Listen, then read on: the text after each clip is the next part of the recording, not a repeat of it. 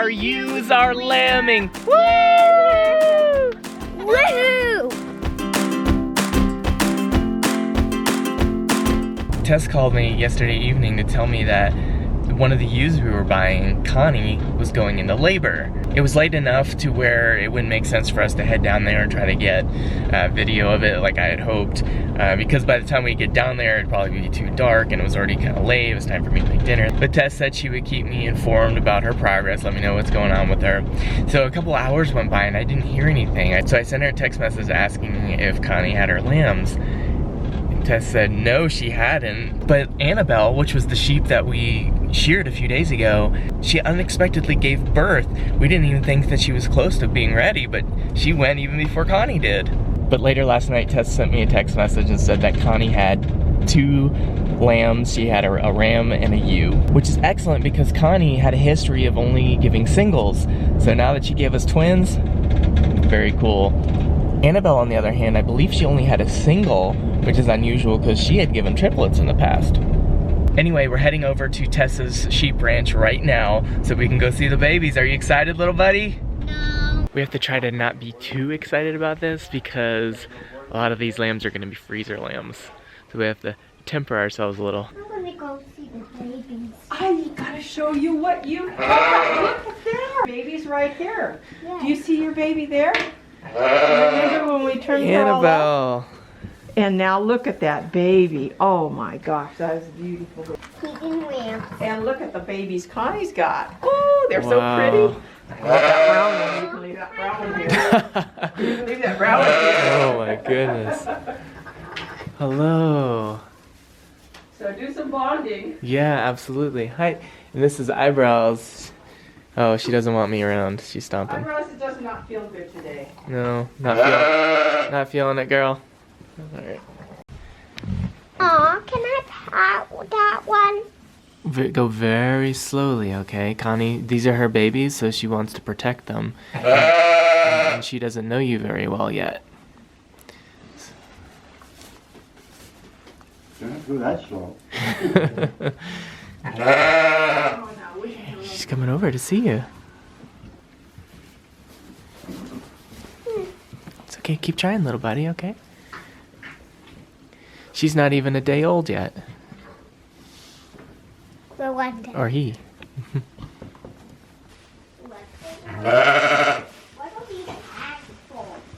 Those are the numbers. What we do, we have green ones like this for the boys, and then we have yellow ones for the girls. So that way at a distance we can tell the boys from the girls, because in the beginning they look kind of alike. Okay, so we got all those for the boys and these for the girls. So we're just putting our numbers in order. I put the mother's name on there, which just in case. Mm-hmm. And then when they get their names, they can put their name on. We can put their name on. His tag on, and I have a few baby-sized ones here. Little baby-sized ones. So let's do this. Let's go put the tag on this baby. Come on. Here, you bring this. You bring those things. And we're gonna go right in here. Who's this now? And this is Stout. Her name is Stout. Oh, look at that baby. Here. So Stout's baby is gonna go out today. Can I pat it? Yeah, I'm gonna bring it over. Won't hurt him. I won't hurt him. Yeah, hi. Okay, so we're gonna put this around, and then we get it fitted to be just the right size, and we just kind of put that through there. Oh yeah, I hear you. I hear you. Can you talk about why you do a collar versus an ear tag? I do the collars because I don't want to add more trauma or holes for infection. Same reason I don't take off the testicles and do all that kind of stuff. And so what I do wind up doing scrapey tags on them after a while. This is just the easiest way to do that. Why are you cutting it for? I'm not cutting it, that's a pliers. See, it's just for gripping. To pulling it through. So that holds that together, and it's adjustable. As this baby grows, then I can make it bigger and bigger and bigger. And so now that baby has Oh, it's soft. Yes, it's very soft, isn't it? Mm. Look at there. Look at that baby. You wanna... Oh, oh, oh, oh, oh.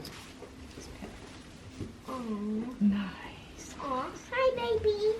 Hi, Mommy. So, last night, as I was in the wee hours of the morning here with my lambing, I happened to jot down some ideas that are response to your question of what records do I keep and why do I keep those. So, so first of all, the thing that I want to know is the breeding of each sheep. Who are the parents and any information that I have about them. I'd like to know the date of birth of each of my sheep, and if possible, to know whether it was a twin or a single and what its birth weight was. So that's kind of the basic level. Then second of all, the body condition and the weight. And as you recall, we weigh the sheep on winter solstice and summer solstice, but I try to weigh them really about 4 times a year if I can. And summer solstice, why then? Well, because they're out on grass, they've recovered from the lambing, and that's a good baseline weight to know what do they weigh when they're not pregnant and when they're not recovering and so forth. And sometimes I weigh at the end of the grazing season, kind of prior to Oktoberfest, when I am in September and I'm making decisions about whom to grow, whom to raise. And that alerts me to anything before I plan to breed them. If there was not a good gain or a drop, if they're not in good condition for some reason, then I would need to be alerted to that early on. And then the important one is winter solstice, because by 21st of December they're pregnant. And so I can see if there's any trouble in the herd. I can determine if I'm feeding the correct weight of hay going into winter. This is sort of important. You know, they should have about 4% of their body weight in hay. So if I have a little way of checking on myself to make sure, oh, my herd weighs, 4,000 pounds, then I should be giving them that much hay every day. I can make any adjustments that I need to in case somebody has a lower body condition than I would expect. Eyebrows is a slim, lean kind of girl, so it wouldn't surprise me if she was only a 2.5 or 3. But Connie, it would surprise me if she were a 2.5, because she keeps herself well. So also I can identify any candidates that are going to be tested with a fecal egg count in January, and then making sure that they don't have a worm load going into their birthing season. So what about the records of exposures to the ram? That's sort of the next category. Besides this little sketchy thing in the background, I also keep what day they went in with the ram. First of all, which ram did they mate with, and which day they went in with the ram and which day they came off from the ram. I remember that there's 5 months gestation, so they have a 17-day cycle. So what I do is I leave them in for 2 of their cycles with the ram, and if he's a nice guy, he can just stay in there with them a little longer, but it's not necessary. And actually, I would like to keep him out after a certain date, because I want to be done with lambing at a certain time of the year. So I plan that 5-month interval. If I have the exact dates that he was with her, then I can also do ram bingo, which is sort of an amusement we do, but it's very informative, and it helps us to know if we have several, like this year we have 4 different rams, and we can see who was busiest, who had the most libido, who might be the most promising for the next year. And if somebody really, really fails at ram bingo, then we wonder what's going on with him. So then we have the record of the births of the season. So what I do is I record under each ram, I record the date and which ewe, and then the birth weight of her babies, and whether the baby was a ram or a ewe lamb. And then any distinguishing marks like he has really curly black hair, or she's got a spot on her right side of her neck. So and then he notes to myself, like, this one's really ready to go, or this brown one, why in the world am I selling it? So if I consider the birth weight of the babies, that also kind of correlates with the condition of the mother. Like if you look at eyebrows, she looks very gaunt now, but she had triplets, and they were large triplets. So you imagine that, you know, the total weight of the three plus the fluids that she was carrying. So that's why she looks like she does. So everything should sort of make sense, and if you don't keep the records, you won't notice that. So then weighing them, after the birth weight, the next important thing is the 30-day weight, because what that tells you is how is the baby doing on the mother's milk. It doesn't tell you how the baby does so much as it tells you how the milk is. And 60-day weight suggests a rate of gain that you can expect from the baby, a little bit more than the 30.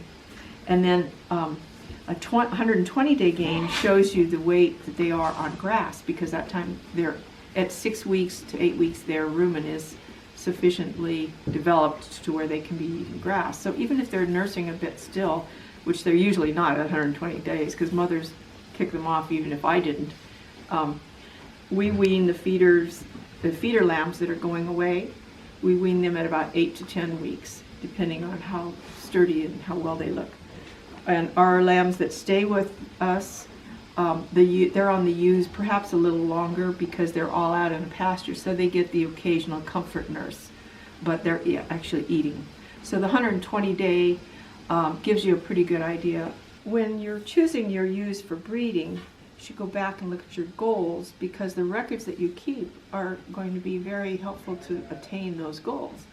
For instance, I put a big emphasis on milk quantity and quality. Is it sufficient? So I'm going to look at the 30-day gain, the rate of their 30-day gain compared to others. And as I said before, it's not so much telling me about the baby, it's telling me about the quality of the milk of the mother.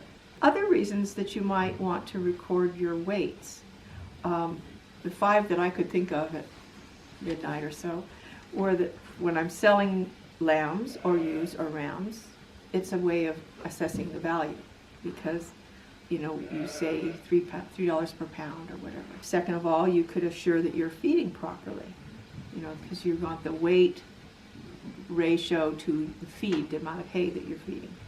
And then third, the ranking, the ABC ranking of their rate of gain compared to the herd. It's also valuable to give to buyers so that gives them a decision-making tool for them to shape the flock that they're creating with their goals. So, you know, just exactly what we're doing here. If I don't have the records, I can't give you the records, and it also affects your ability. So, and then fifth of all, determining the dosage. Supposing you have to give an antibiotic, you always have to know the dosage. And the dosage is determined relevant to the weight of the animal, so it's always good to know that.